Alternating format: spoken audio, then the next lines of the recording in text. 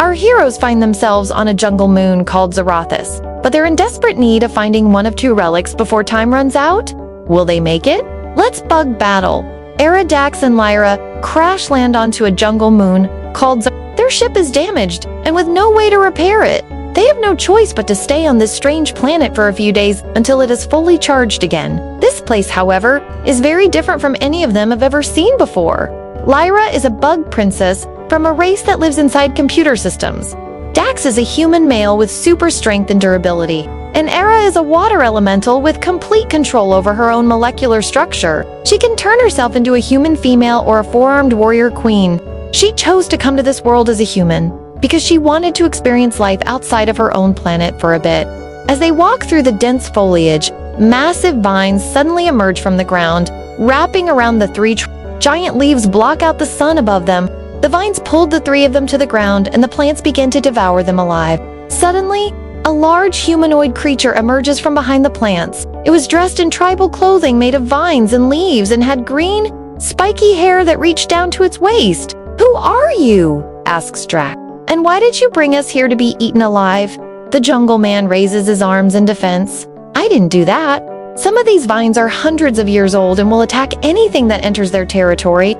He points to the largest vine that has wrapped itself around Drac. "You must get away from the heart vine. It will drain the life force from your body if you don't."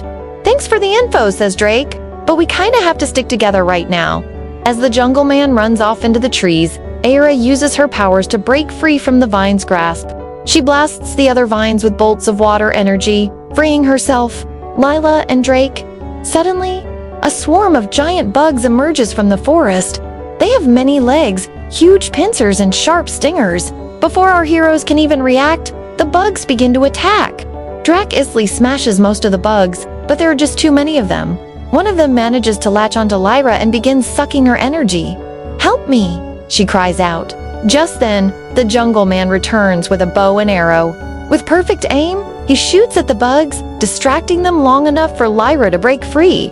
Drac throws a boulder at the bugs, causing them all to scatter. Panting heavily, Lyra thanks the jungle man, but he just shakes his head. "I am Kael. I live in the village near here, and I want to help you.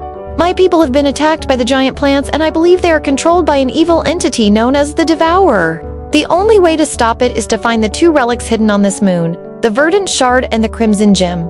But no one has been able to find them in over 100 years. Why? Because the jungle is full of deadly creatures, and the heart vine is just the first of many obstacles standing between you and the relics. We're also looking for those relics," says Drac. "Can you take us to your village so we can get some help?" Kael agrees and leads them through the jungle. Along the way, they avoid a giant spider that spins webs as thick as houses and fend off more bugs that try to drain Lyra's energy. They finally arrive at the village, which is built inside the hollow trunk of a giant tree. Kael explains to the villagers what has happened, and they immediately offer food and shelter to the three travelers. After resting up, Aira, Drax, and Lyra set off once again to find the relics, with Kael acting as their guide. The party travels deeper into the jungle, coming across more dangerous plants and animals. Lyra's sensors detect a massive amount of energy ahead of them. "That's one of the relics," she says. "It's coming from that cave over there." The cave is filled with huge crystals that emit a bright green light. In the center of the room is a pedestal, and on top of it is a shard that looks like a green gemstone. "That must be the Verdant Shard," says Aira. Just then, the crystals begin to shake and a massive worm-like creature emerges from behind one of them. Its body is covered with green spikes, and it breathes out a poisonous gas. Before our heroes can react, the creature charges at them. With super strength, Drac easily overpowers the worm, smashing its body against the cave wall. The creature's skin breaks open and a smaller version of the worm falls to the ground, slithering away into a hole in the wall. Drac reaches for the Verdant Shard, but suddenly the ground beneath them begins to shake. Huge vines burst through the floor, wrapping around Drac's legs. "Guys, help!" he yells. Aira blasts the vines with her water powers. Freeing Drac, the worm creature suddenly emerges from the hole in the wall, now much larger than before. It breathes out another poisonous cloud, and the three heroes are engulfed in its mist. Lyra collapses to her knees, gasping for breath. "I can't move," she stammers. "This poison is draining all my energy." Aira rushes to her friend's side, but she too is overcome by the poison and collapses next to her. Drac, however, is unaffected. With a mighty roar, he throws the Verdant Shard at the creature, piercing its body. The worm writhes in pain as the shard's green energy flows through its body. It collapses to the ground, reverting back to its smaller form and slithering away. Drac quickly picks up the shard. Maybe this will help Lyra and Aira.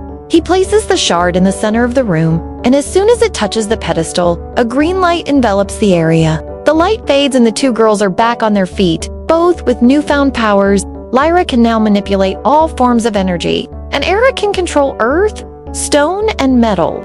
Overjoyed, the group leaves the cave and continues on their journey to find the last relic. Their next lead takes them to a volcano at the edge of the jungle. At the top of the mountain, they find a small hut guarded by a ferocious tiger-like creature with wings. The hut contains an old man who explains that in order to retrieve the Crimson Gem, they must first help him defeat the fire elemental that has taken over his volcano. Together, the six of them fly to the heart of the volcano, where they battle the fire elemental.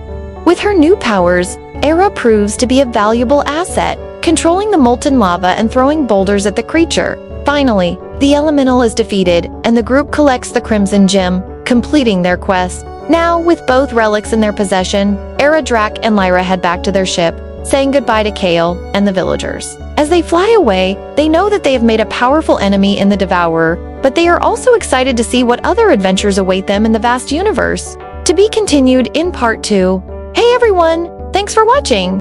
If you enjoyed this video, be sure to hit that thumbs up button. And don't forget to subscribe so you never miss an exciting episode.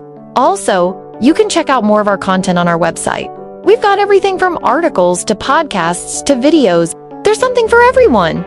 So, what are you waiting for? Head on over and join the fun today!